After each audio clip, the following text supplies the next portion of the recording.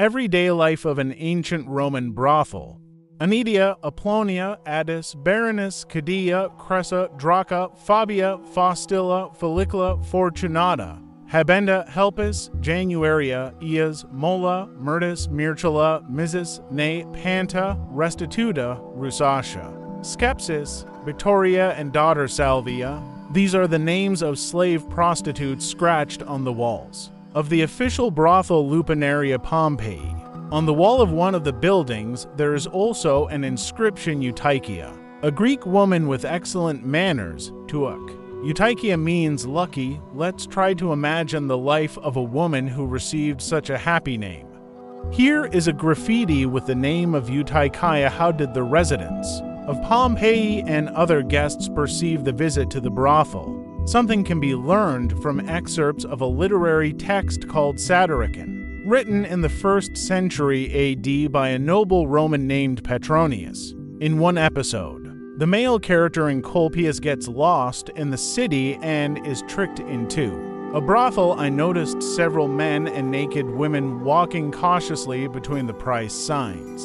Too late, too late. I realized that I had been taken to a brothel. I cursed the cunning old woman, covered my head, and ran through the brothel to another exit. When right at the door I met Ascyltos. As tired as I was and exhausted, it looked as if the same elderly woman had brought him there. I greeted him with a laugh and asked him what he was doing in such an unpleasant place. He shivered and said, "If you only knew what happened to me." "What is it?" I asked. "Well," he replied, almost losing consciousness, "I was wandering around the city in search of the house where I was staying, when a respectable man approached me and kindly offered to show me the way. He led me through several dark corners and brought me here, and then began to offer money and harass. While the woman was begging for 3 coins for the room, he managed to cling to me. The worst would have happened if I hadn't been stronger." Lupiner in Pompeii. Petronius wrote a comedy, but we have no reason to dispute the random details described by him that can enliven Lupiner. According to his description, the brothels were located on the outskirts of the city and did not necessarily have external identification signs, and curtains separated prostitutes and clients from the outside world. It also becomes obvious that citizens could be lured inside, most likely. The guides were supposed to be rewarded. The prostitutes themselves were exposed naked with prices indicated, so that male clients would have the opportunity to inspect, evaluate, and choose them. The cabins' rooms could be rented out for private use. The Roman poet Horace, in one of his satires, wrote about men's choice of sexual partners, pointing out such stupidities of some of them, such as, for example, passion and romances with rich and married ladies. In his opinion, prostitutes are a much more reasonable choice when a man needs sex. Firstly, according to him, their faces and bodies are not covered by anything. Unlike respectable women, prostitutes' clothes were revealing, allowing a man to consider what he wanted, buy it, and use it. And during the meeting, Horace says, a man could call a prostitute by any name in order to realize as many fantasies as possible. In Horace's works, women of this profession are presented as honest and natural, elegantly dressed, agile, and not very expensive. The Satyricon describes the details of the life and surroundings of some prostitutes, at least those of them who worked in brothels, but judging by the text and frescoes, the reader has a kind of careless view of what happened. In reality, the lives of women working in brothels were much darker. Their bodies were used for the profit of the owners of the establishment, and physical and emotional work was done in tiny open booths. Most of them were slaves who had little choice, being completely at the mercy of the owners and customers. Prostitution, due to vulnerability and need, also had to be engaged in free poor women. About 1/5 of the names on the walls of the brothel indicate that they were not slaves. Slavery in the Roman Empire was a generally accepted institution. Slaves were everywhere: agricultural workers, domestic servants, laborers, miners, teachers, and prostitutes. Some led relatively privileged lives, others had a certain degree of independence. In work and life within their possessions, others could even hope to find freedom one day. But among the literary works, there are also grim reminders of those less fortunate. Columella, who wrote in the I century AD, explained in detail how to handle and manage slaves on the farm. He recommended to constantly monitor them, impose physical restrictions in the form of chains and detention in special prisons ergostula, monitor movements, contacts, water procedures, religious rites, and sex. What kind of regime was established for prostitutes, slaves of Lupanar? The bed of love and Lupanar slaves were denied voluntary love and intimate life, but at the same time forced to reproduce the source of new slaves. And women were also forced to have sex to help control male slaves. Abuse and rape by the owners were the main vulnerability of slaves, regardless of gender and age. Their sex use was taken for granted, especially with regard to domestic workers, who were always on hand. Horace in one of the satires wrote, "When your organ is tense, and there is a maid or a servant boy nearby, and you know that you can use it right now. Will you hold back?" He wrote a whole ode on this topic, in which he advised a friend not to be ashamed of loving a slave and be inspired by the example of Achilles and other heroes who are not stopped. A gold armband from Pompeii hints at this kind of relationship. It was passed from master to slave. And yet, perhaps it was not only a gift, but also a reminder of who is who in a relationship. Sometimes the slaves managed to use sex to their advantage. Archaeology provides more tangible evidence of the lives of slaves. The relative absence of appropriate premises in elite houses suggests that slaves often did not have their own corner at all, being considered nothing more than an interior item. Most likely, they hid and slept anywhere, including rooms under stairs and dark basements. The latter had another use. In the basement of a villa with mosaic columns in Pompeii, a skeleton of a slave was found in iron shackles driven into the ground. It looks like the room was used as a prison for slaves. In the closet in the House of Venus, it was possible to unearth leg shackles with which slaves were threatened, forcing them to behave. Beatings, whipping, and the threat of violence were common means of control and punishment on the part of slave owners. It was not only about physical pain, but also about humiliation with the help of personal insults, which the victim was powerless to prevent. Coercion was applied both psychologically and physically. The Lupanar could have its own bouncers ready to cope with any unforeseen circumstances, whether from customers or employees. Slaves desperately resisted such a life, and some even managed to escape. One unnamed slave from the city of Bulgaria, the territory of modern Tunisia, was put on a lead collar with the inscription, "This is a cheating whore." He has escaped and is subject to capture. The collar was found together with the skeleton in the temple of Apollo. No one knows the name of the woman who wore it. Did she die seeking refuge in an abandoned temple? Have you tried to escape before? This unknown is completely lost in history, except for the symbol of her capture. In total, about 45 slave collars have been found at the moment. Many of them indicate the name, occupation, and location of the owner of the slave, and he himself, never. For example, a bronze plaque from a collar from Rome reads, "Detain me because I ran away, and return me to Celimonium to Bonosus, to the house of the most glorious husband Elpidius." On the other side, it says, "Take me to the Mars Forum to the antiquarian Maximian." It looks like the accessory has been used more than once. Sometimes slave holders carved on collars announcements of a reward for the capture of a fugitive.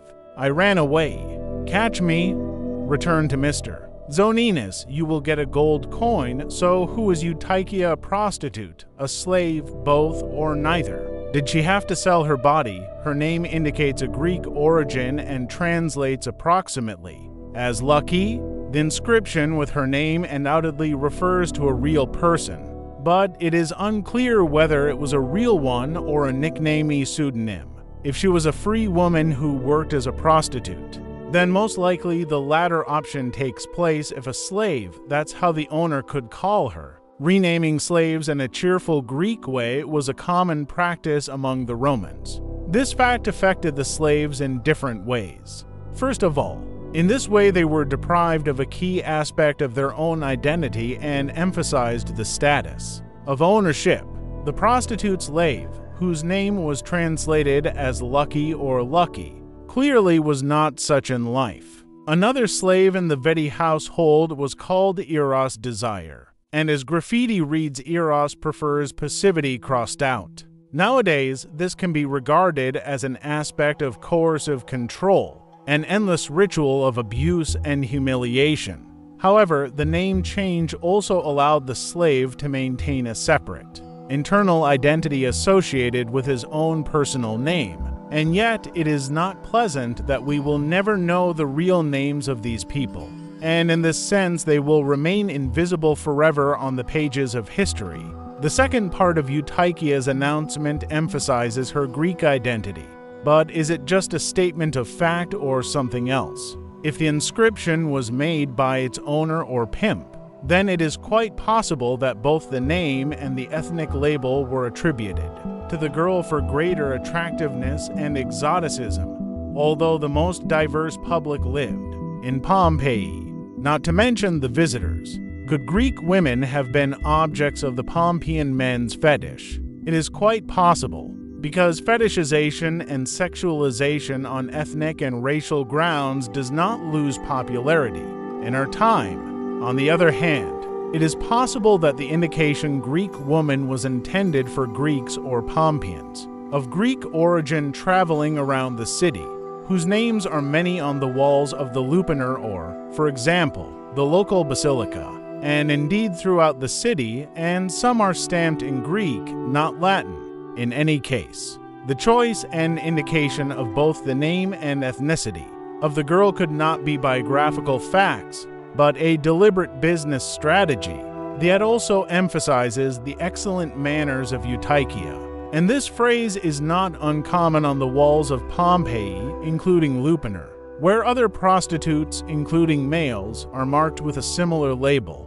He hints at a pleasant pastime, good company, and sexual services. As the writer Sarah Levin Richardson reminds us, prostitution can be associated with both emotional and physical labor, depending on the circumstances. The priestesses of love had to demonstrate the whole range of emotions: joy, shyness and excitement, languor and passion, compliance and dominance. This is in stark contrast to a number of other urban graffiti, which details the specific services offered, especially fellatio and sex. Finally, what could you buy with Ta'aka copper coins, for example, a loaf of bread? Official prices for prostitutes varied, but most of them, as a rule, cost from 1 to 5 as. So the cost of Eutychia's services was not particularly remarkable for Pompeii and may have been a kind of standard minimum. The price may depend on a number of factors: the desire to attract more customers, an attempt to reflect the age and attractiveness of a woman, or the fault of the prostitute herself. They do not exclude the element of bargaining, which began after the buyer expressed interest. Meanwhile, self-employed prostitutes might not have the means to protect themselves and get paid. Priapus, fresco in the Vedi house of their wall images. In the Vedi house can tell about its inhabitants and shed light on the personality of Eutychia. Beth Severi Hoven, an expert in Roman history and archaeology, conducted a thorough analysis of the paintings found in 2 living rooms under the names N and P. The rooms and their layout are a mirror image of each other in room, and there are 2 murals with elements of violence. The far wall depicts the punishment of Pentheus, who was killed by the worshippers of Dionysus. The naked Pentheus falls, arms wide open, and women from all sides attack him. The wall on the right shows Durga's punishment. She was stripped, tied up, and thrown under the hooves of a bull, exactly the fate she planned for her rival Antiope. The near wall of room P shows the punishment of Ixion, who was tied to a fiery wheel forever for trying to rape Hera, and the left wall shows the punishment of Pasiphae, who for her husband's crimes was forced to lust after a bull. Thus, in each room, the tortures of one female and one male mythological characters are shown, with the former being punished by people and the latter by gods. Verhoeven argues that such decoration can be viewed through the prism of the power acquired by the Vedi after liberation from slavery. As we have already noted, the slaves were there for sex and were probably subjected to numerous punishments that the Vedi themselves could have experienced in the past. The choice of images of the punishers and the punished to decorate the living rooms was intended to remind of the difference between the master and the slave, and equally for everyone. As Verhoeven says, by choosing images of eroticized torture, the owner fixed on the walls his own right to punish and enjoy. Was Eutychia a domestic servant of the Vedi? Quite possibly. One of the clues is that at first the ad could have written Verna and not Greca, that is, domestic slave and not Greek. If so, it is possible that she became the object of sexual harassment by the Vedi and their friends guests. Were the Vedi also pimps? The ancient novel by Apuleius called The Golden Donkey tells about a young woman kidnapped by bandits, who was caught trying to escape and offered to be sold to a brothel or pimps in a neighboring city. One of them tells his accomplices to see how she serves men. In a brothel will be sweet revenge for you. Sex can be a punishment, one way or another. The daily life of a slave in the Vedi house could represent a constant desire to avoid harassment and punishment while maintaining at least minimal control and dignity.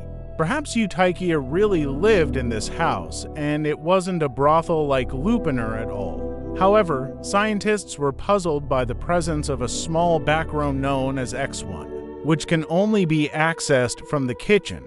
It is interesting because it has 3 large erotic frescoes, but it is hidden from the casual visitor. Could it have been a place where Eutychia had sex with clients, earning money for the Vedi? It is quite possible, but such activity certainly would not benefit the reputation of the owners. The paintings could also be a gift to the cook or another slave who used this room, but did they serve as a reminder of sex accessibility, vulnerability, and lack of power within the walls of the house? An alternative option is considered a private sex club closed to the public, of which there were about 6 in Pompeii, and where the atmosphere of a brothel was created.